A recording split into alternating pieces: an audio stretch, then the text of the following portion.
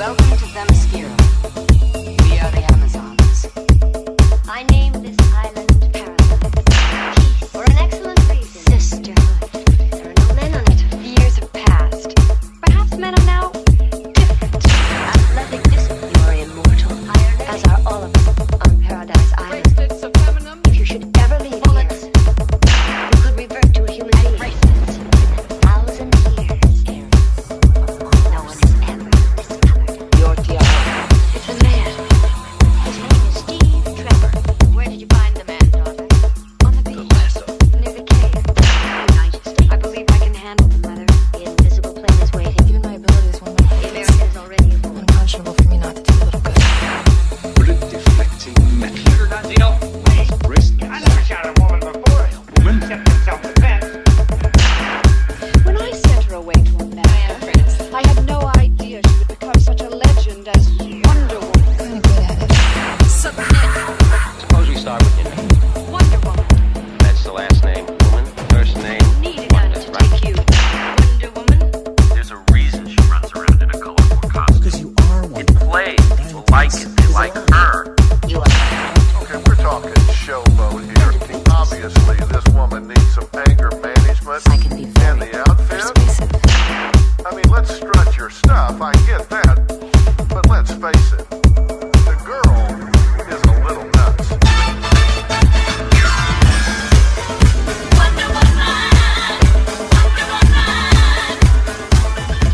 Greetings, sisters. Welcome to Wonder Woman, Warrior for Peace. My name is Angela, and this is Episode 1. I am a comic book fan and an avid podcast listener, and there are a lot of podcasts that are devoted to individual heroes. There's podcasts for Superman, podcasts for Batman, podcasts for Spider-Man, there's even an Aquaman podcast. But for some reason, there's no Wonder Woman podcast, which is weird when you think about it. She's been around just as long as Batman and Superman. She's one of the most recognizable superheroes of all time. But of all the podcasts devoted to superheroes, none of them focus on Wonder Woman. Well, okay, there used to be 2 or 3, but they each only ever lasted a few episodes, and they haven't updated in ages. So since I wanted to learn more about the character, but couldn't find a podcast going through her history, I decided that if I wanted something done, I should just do it myself. So, here I am, a longtime podcast fan, trying out her first podcast. Now, I will admit that this is not going to be very good to start out with. My narration skills kinda suck, and I don't know the technology very well. But I figure I will improve with time, and just keep recording, and eventually it won't suck quite so bad. So the way I envision this show going is that I'm going to review comics from different eras of Wonder Woman's history. I'm not going to review the stuff that's coming out now. I'm more focused on the history of the character. I hope to do 1 episode a month, covering the pre-crisis, post-crisis, and New 52 eras, and we'll cover what those mean in a minute, as well as the classic 70s TV show and any news that comes out about the upcoming movie. Now, I know a lot of Wonder Woman fans may not even be comic book fans. They may have first encountered her in a cartoon when they were growing up, or the Linda Carter series. So because I want this show to be accessible for both longtime comics fans and people who may not have ever read a single issue of a comic book, I'm going to go through a brief history of the medium, just to sort of explain how stuff works to people who are unfamiliar with comics. If you are a longtime comics fan, feel free to skip ahead to 11 minutes and 42 seconds, and you won't miss anything. We're just going to go over the basics. To start off with, there are 2 main comic book publishers. You've got DC Comics and you've got Marvel Comics. And they kind of have a Coke versus Pepsi, Mac versus PC kind of relationship. DC is seen as the more traditional heroes and stories. They are the ones who own Superman and Batman and of course Wonder Woman and The Flash and Green Arrow. Marvel, on the other hand, even though they've been around as long as DC, They're more seen as the new hip kids. They're the ones who own Spider-Man and Iron Man and Hulk and Thor, basically the Avengers, as well as the X-Men and the Fantastic Four. DC, which originally stood for Detective Comics, which was the comic that Batman appeared in, but nobody really remembers that anymore, so it's just DC Comics. They are owned by Warner Bros., and Marvel is owned by Disney. Superhero comic books started in the late 1930s with the first appearance of Superman, and they were very much a product of World War II. They were quick, cheap entertainment that troops could read in the trenches, and their kids could read while waiting for Dad to come home. They were very much, superheroes were very much a wish fulfillment fantasy thing for, people facing the horrors of war and wanting big, strong heroes to come in and save the day. This era is when comic books were their most popular, had the biggest sales, everyone was reading them. And so today we call it the golden age of comics. So you had Superman, and then Batman came out the next year in 1939 for Timely Comics, which would then go on in the 60s to be renamed Marvel Comics. Captain America premiered in 1941, and it was a big hit. So DC decided that they wanted a similar patriotic themed superhero and turned to William Moulton Marsden, who was a psychologist, to come up with a character based on the ancient Greek myth of the Amazons. Marsden was an interesting character. He had a lot of, at the time, revolutionary ideas about the equality of women. He was obsessed with telling truth from fiction and invented a lie detector machine that was the forerunner of the modern polygraph. He seemed to think that women were inherently morally superior to men, and that one day global peace would be achieved when the world became a matriarchy. He was also, for all his pro-women stuff, he was into some stuff that would be frowned upon even today. He was into bondage and had one wife to do the work, and one wife to raise the kids, and one wife who couldn't get pregnant, who was a part-time wife who slept in the attic. His second wife actually wore cuff bracelets, kind of instead of wedding ring, that were the inspiration for Wonder Woman's bracers.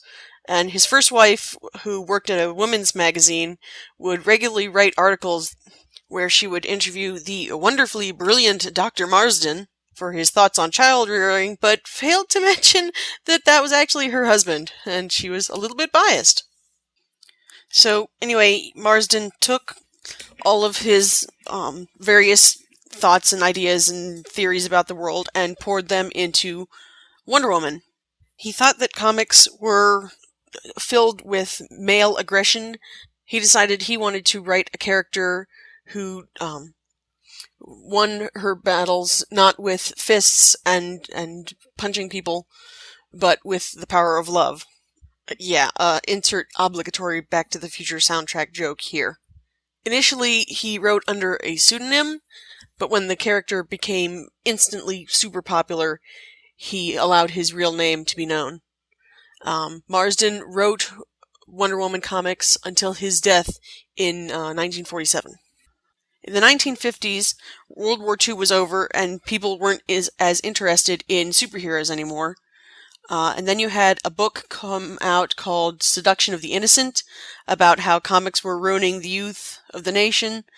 So comic book publishers decided to self-regulate, and they created standards that they had to follow.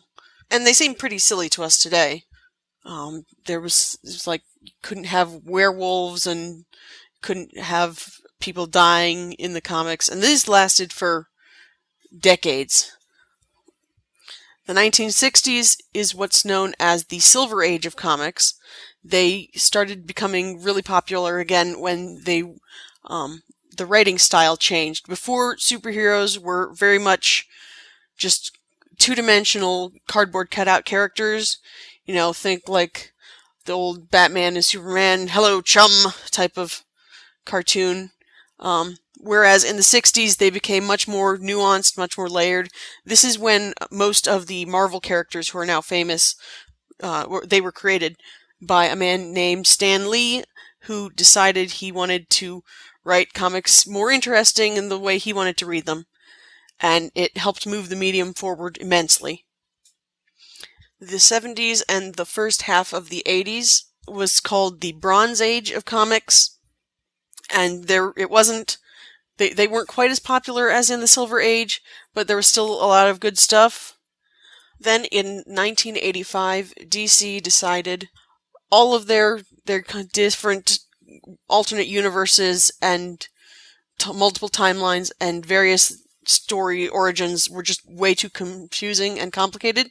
So they had an event called the Crisis on Infinite Earths, where the entire world got destroyed, all of the multiverse, and they started over from scratch with one brand new universe. It's what we would call these days a reboot. And so, for the longest time, you had the pre-crisis DC universe, and then the post-crisis DC universe. Then in 2011, DC decided to reboot again. They had an event called Flashpoint, where all of the universe got reset from the very beginning, and they started every issue back at number 1. This was called the New 52, because they were restarting with 52 brand new issue number 1s. So because there are 3 different timelines for DC Comics, I'm hoping to cover each episode 1 issue from the pre-crisis universe, 1 issue from the post-crisis universe, and 1 issue from the New 52 universe, going in order as best I can. That's 75 years worth of history, and that's a lot of comics, and I do not have the time or money to track down that many individual issues, so I'm only going to cover Wonder Woman's solo series instead of trying to get every time she appeared in somebody else's book or all of the Justice League, Justice Society team books where she's been a part of the team. I'm focusing only on books devoted to Wonder Woman, her own series. There will probably be a few spin-offs. I think there's some books about the Amazons themselves that I may cover.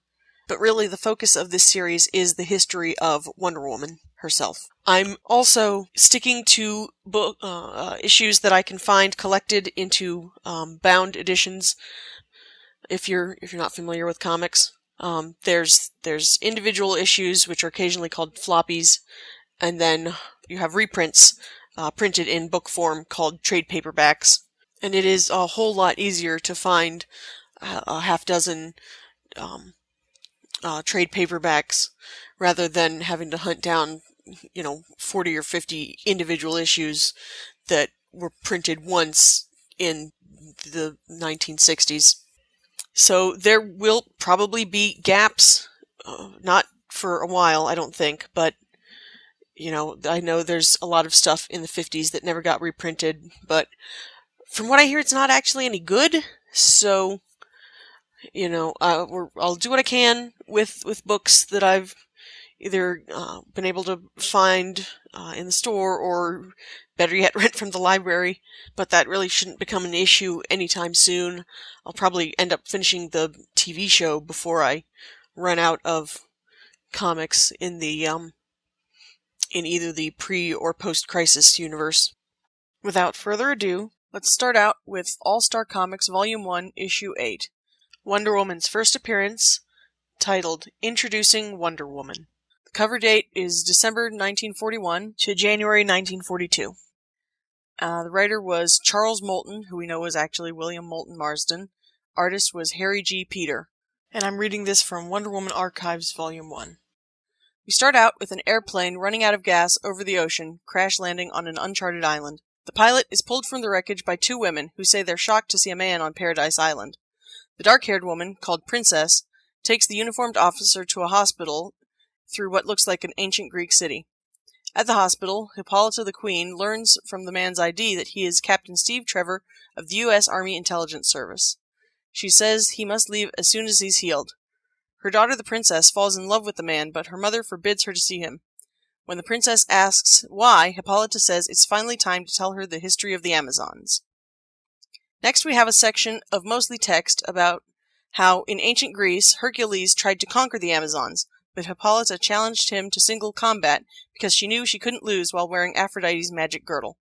She defeated the son of Zeus, but he tricked her and took the girdle, so the Amazons became enslaved.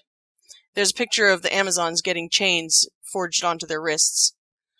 Aphrodite refused to help since Hippolyta had succumbed to the wiles of man, but later she relented and Hippolyta was able to get the magic girdle back. The Amazons defeated Hercules' forces and took off in their ships. Aphrodite commanded that they leave the world of men and make a world for themselves where they would never again be beguiled by men. And as a reminder, they had to always wear the bracelets they'd been chained with, which is why every Amazon seems to be wearing cuff bracelets on each wrist. As long as they keep their promise to the goddess, these Wonder Women live an eternal life on Paradise Island, with no war, illness, or hatred, which is why the American must leave as soon as possible. The princess wants to know how the pilot got to Paradise Island, so her mother uses the magic sphere of Athena, which is really just a big round mirror, to show her what happened. This mirror lets the Amazon Queen see the outside world, which is how everybody can speak English and know what modern technology is. So this magic sphere gives us a flashback to America, where Captain Trevor has discovered a German spy ring, but when he confronts them, they knock him out and put him in a stolen American, they call it a robot plane. It's either autopilot or remote controlled, it's hard to tell. So they set this plane to fly over an aerodrome, while they fly another plane high above it and drop bombs. The idea is to make it look like Steve is a traitor, and that works until he wakes up and chases the German bomber far out over the ocean. Of course, then he runs out of gas and happens to crash land right there on Paradise Island. Hippolyta decides to ask the gods how to return this man to his homeland, and summons Athena and Aphrodite, who tell her that once again the entire world is in danger, so the gods caused the plane to crash on Paradise Island so that the strongest Amazon warrior can return with the captain to fight oppression and preserve freedom for America and all womankind. The queen decides to hold a tournament to choose who will go, but refuses to let her daughter enter because the winner will never be allowed to return. They hold the contest, and when there are only 2 contestants remaining, one of whom insists on wearing a mask, they have a final test called Bullets and Bracelets. This is where the 2 contestants shoot guns at each other and have to use their cuff bracelets to catch the bullets. The masked Amazon wins, and to the surprise of no one who's not a 1940s comic book character, it's actually the princess. The queen accepts her daughter's right to be their Wonder Woman in America, tells her to call herself Diana after her godmother, the moon goddess, and gives her a red strapless dress with a gold eagle on the torso and blue star-spangled skirt that the queen designed for the contest winner to wear in America. So yeah, it held up fairly well, I thought. Most comics from this era are almost unreadable by modern standards. I'm not the world's biggest fan of the whole she falls in love with the first man she sees, but it wasn't too bad. It was interesting that we never actually got to see Steve Trevor on Paradise Island. He was unconscious the entire time. The one part that did feel really dated was the emphasis on Diana being sent to defend American freedom and democracy. But you know what? It was World War II. Comics at the time were essentially propaganda morale boosters for soldiers fighting overseas and for their kids stuck at home while dad's away at war. So it really wasn't too bad. Plus, I mean, she was created specifically to compete with Captain America. It was kind of funny that the way they spoke, it sounded like she was getting the name Diana after winning the contest. But I'm sure that's going to be rewritten in later issues and just be like, oh yeah, no, her name was always Diana. I do want to talk about the original Greek mythology that this story is based on. It was Hercules' I think, 9th labor, where he was supposed to get the girdle of Ares from Hippolyte. Of course, in this version, it's the girdle of Aphrodite, and he had to trick her, but originally it was actually Hippolyte's father Ares' girdle, and she gave it to Hercules without question because she was so impressed at how amazing he was. So, all in all, I liked it. Let's give it 3 out of 5 stars. Next we have Wonder Woman Volume 2, Issue 1, The Princess and the Power. Cover date is February 1987. Script, co-plotters, and pencils was Greg Potter and George Perez. Inks was Bruce Patterson. Letters was John Costanza. Colors was Tatiana Wood. And the editor was Karen Berger. I'm reading this from the Wonder Woman by George Perez omnibus.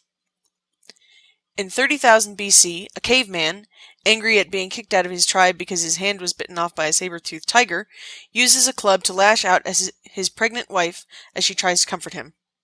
As her blood pools on the cave floor, he watches in fright when a blast of light erupts from her body and shoots into the sky. Fast forward to 1200 BC. On Mount Olympus, Artemis, the goddess of the hunt, wants to create a new race of mortals to lead mankind closer to the gods with love and compassion. Ares argues to Zeus that this will never work, that man only understands violence.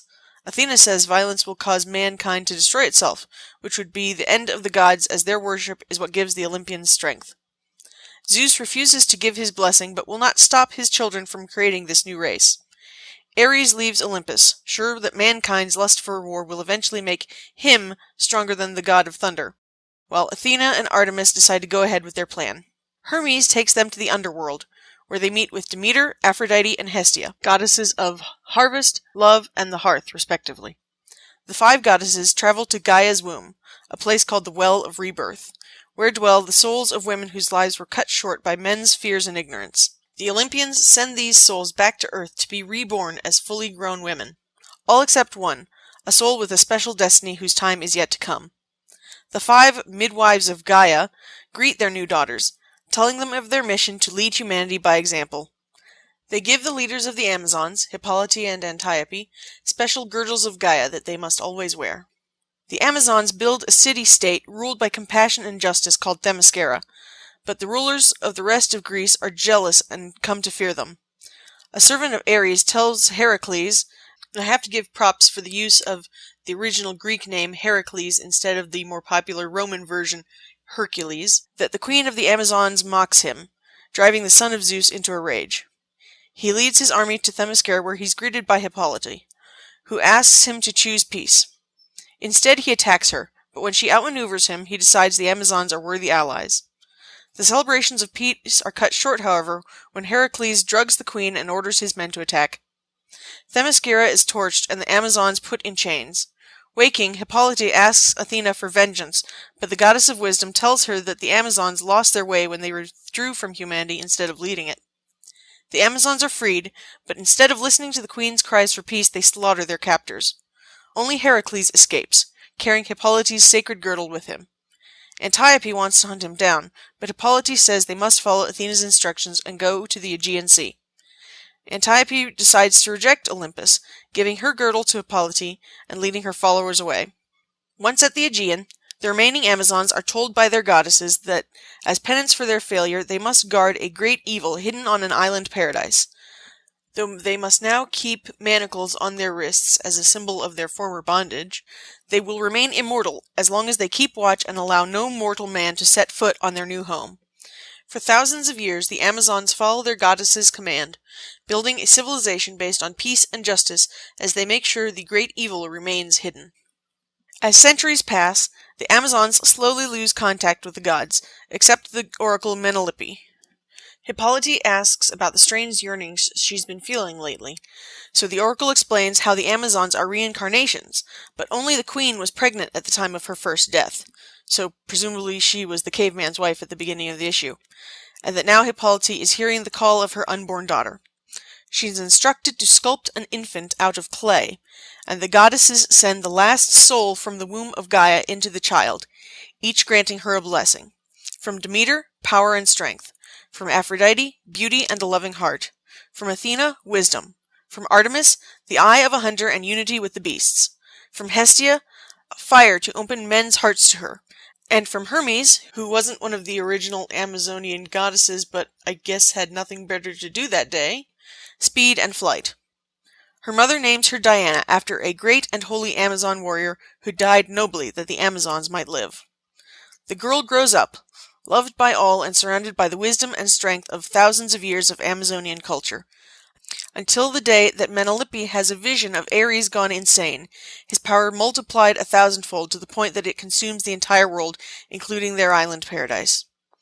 For whatever reason, the gods are unable to stop him, but command the Amazons to choose a champion to fight against the god of war. The queen declares a tournament, but Diana is told she's too young to compete. Wanting a purpose in life, Diana prays to Athena, who tells her her time has come. They hold the tournament, and the masked Diana is revealed to be the winner. Hippolyte wants to forbid it, but she knows she can't resist the will of the gods when she learns that Athena spoke to her daughter directly. That night at the Temple of Hades, which is apparently the Amazon equivalent of a cemetery, the princess is given a final test called the Trial of Flashing Thunder. Philippus, the head of the Amazon army, pulls out a modern-day pistol that she says she's not seen since the tragedy, and fires it at Diana. Diana blocks the bullets with the silver bracelets she won as champion, and she is given special warrior's garb that has been based on the standard of the warrior after whom she was named, which seems to be an emblem of blue and yellow stars with a red winged W symbol that appears on both the box that held the gun and a tomb in the temple. As the sun rises, the Amazons cheer to see their new champion, Wonder Woman. So this is basically a more detailed version of the story that we got from the 40s, just goes into the backstory and the history a bit more than her original appearance. I like the idea that the Amazons are the reincarnated women who have been killed at the hands of men's violence throughout the centuries. That was a cool concept. As a Greek mythology buff, I really liked seeing all the goddesses teaming up to create this race of women to lead the world. That was really cool. The references to the different Greek myths, Hercules and Ares and Zeus and all that stuff was really neat. This issue covered something we haven't gotten to in the 40s comics yet, the birth, so-called, of Diana as being carved out of clay and breathed life by the gods. We'll get there eventually in the 40s. I'm not quite sure when. But that was really, really cool to see the 5 different goddesses, plus Hermes, apparently, giving her special blessings to, I guess, more or less explain how she has all these superpowers when the regular Amazons don't. I'm really intrigued by the whole thing about Diana being named after an Amazon hero. That presumably is setting up for stuff that will happen later in the story, and we'll get that history. The appearance of the gun on Themyscira, that was actually really surprising. I'm really interested to know what this tragedy was that caused modern technology to come onto this island that's been separate from the rest of the world for thousands of years. The artwork is dated by modern standards, not nearly as much as the ones from the 40s, obviously, but it's still passable. It's still good. It's not. It doesn't look like it was carved out of a wooden block like some of the 40s stuff. All in all, I really liked this issue. So let's give it 4 stars, and definitely looking forward to seeing what happens more in this timeline. So now we're going to fast forward nearly 25 years, and we're talking about Wonder Woman Volume 4, Issue 1. Now, I know you're probably asking what happened to Volume 3. That was apparently a relaunch after something called Infinity Crisis, where the storyline skipped forward a year. We will get to that eventually, since that is still technically post-Crisis and not part of the New 52. So, Wonder Woman Volume 4, Issue 1, The Visitation. Cover date, November 2011. Executive editor was Eddie Berganza. Cover art, pencils, and inks was Cliff Chang. Writer was Brian Azzarello. Colorist was Matthew Wilson. Letterer was Jared K. Fletcher. And the editors were Matt Idelson and Chris Conroy. And I'm reading this from Wonder Woman Volume 1, Blood. We start in Singapore at night, where a guy with dark purple skin and glowing orange eyes and teeth is sharing drinks on the top of a tower with 3 normal-looking women, who are apparently unfazed by or don't notice his appearance. He says he's the son, S-U-N, of a king, which they interpret as son S-O-N. He comments how his father's wife is ticked off by her husband's serial unfaithfulness, then explains that his father is missing and he needs to find him. The man then lifts all 3 women off the ground and tells them that they can see everything. Because the rest of their conversation is spread throughout the issue, I'll summarize it here. The man explains that the women are his oracles and he needs to know the things that are going to happen. They explain, in the usual vague manner of prophecies, that a storm is coming, that it will be caused by someone who will rule in fire and wear a crown of horns. The man's family will be betrayed by blood, and his father wants something no one should ever want. Moving on to Virginia, a woman in a peacock feather cloak enters a stable and uses a scythe to cut off 2 horses' heads. The heads lie on the ground next to swords, maces, and archery equipment, as arms and a head start to crawl out of the stumps. In the Virginia farmhouse, a tall, thin blue man with black pupilless eyes and wings sprouting from the ankles of his bird feet is telling a woman that they need to flee the assassins that have come for her and her child. The woman, named Zola, is pointing a shotgun at this crazy person, asking how he got into her house and demanding that he leave. An arrow meant for Zola flies through the door, but the blue man shoves her out of the way, and the shaft hits him in the chest. Suddenly, 2 centaurs crash through the door, swinging swords at Zola. The blue man tosses her a key, and she disappears at the last second in a flash of blue light. We see a similar blue flash in an apartment in London, and suddenly Zola is in a bedroom where a woman is sleeping in the bed. She moves to wake the woman, who catches her by the throat and demands to know what she's doing. Zola explains monsters were trying to kill her, and as the woman gets dressed, she explains how the blue man threw her a key. The woman introduces herself as Diana, and Zola recognizes her as Wonder Woman at the same time she finishes putting on her costume. Diana asks for the key, but Zola instead grabs her wrist, and they're both transported to the farmhouse in Virginia. Wonder Woman uses her bracelets to block an arrow shot at Zola, and starts fighting the centaurs as they chase Zola down. After they're dispatched, the wounded blue man appears, saying Diana needs to run away and protect Zola or else the Queen will kill her. Diana recognizes this guy as Hermes, and says he's not dying despite what he thinks. Zola says he was wrong about her life being important, and that he said that the centaurs were trying to kill her and her child, but she doesn't have a child. Hermes tells Zola that she is pregnant, and the father is Zeus. Back in Singapore, the 3 oracles, floating in midair, tell the purple man that one of his father's children will murder and take the place of another, and that this is what his father wants. As the sun rises, the man's skin begins glowing orange and all 4 catch on fire. As he becomes a being of living flame, the man asks where he is, and the oracles say he doesn't exist yet, just moments before they're consumed by the flames and their bones fall to earth. So this is the first New 52 comic I've read. When they announced the reboot and all the changes that were happening, I decided I didn't want to keep up with it because I didn't like a lot of the stuff that they did. But I'm trying it out now for this podcast, so that's kind of fun. So from what I can tell, the guy who had purple skin at the very beginning and then lit on fire seems to be the god Apollo, the sun god. The woman in the peacock feather robe who beheads the horses and turns them into centaurs has to be Hera, because her symbol was the peacock.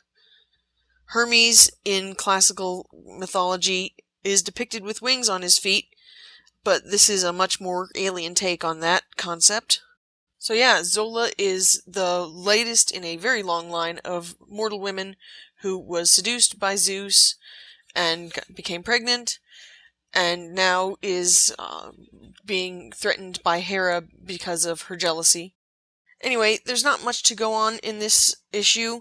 It's a lot of setup for mystery that's going to happen later. That's the way that modern comics work. Each story arc is spread across 5 or 6 issues, so especially compared to the last one, it really feels like not much was here.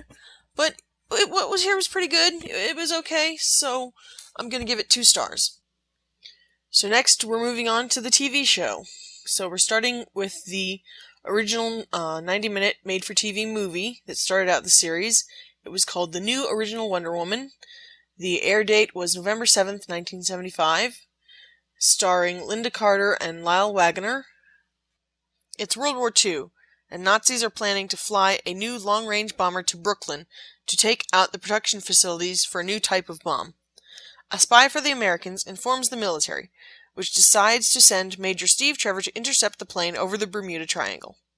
He takes out the bomber, but his plane is destroyed and he washes up on the shores of Paradise Island. He is discovered by Princess Diana, who takes him to her mother. The Queen initially allows him to be nursed to health by Diana, but when her daughter starts falling for the Major, insists he must be taken home as the presence of a man will destroy the tranquility of Paradise Island. She holds a tournament to see who will take him, and you know the drill by now. Diana wins disguised in a mask and wig. She dons the costume her mother made so that the Americans will know that she is on their side, then flies an invisible plane to D.C. with the recovering Trevor. During the flight, he awakens and, seeing himself among the clouds, asks if he's in heaven. Diana delivers him to the hospital, then explores this new world, waiting for him to fully recover. Discovering that she needs money to buy a dress, she accepts a talent agent's offer to make her famous after he sees her block bullets with her bracelets while stopping a robbery. During a stage performance, a Nazi spy fails to kill her with a machine gun.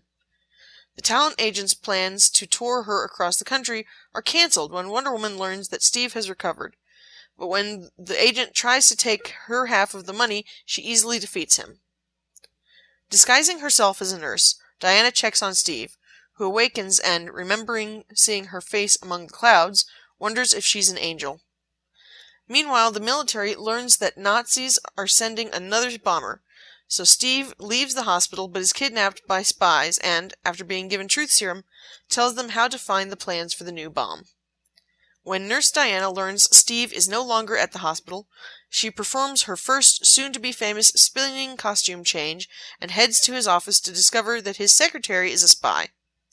A fight ensues, ending with Diana using her lasso of truth to learn about the second bomber and where Steve is hidden.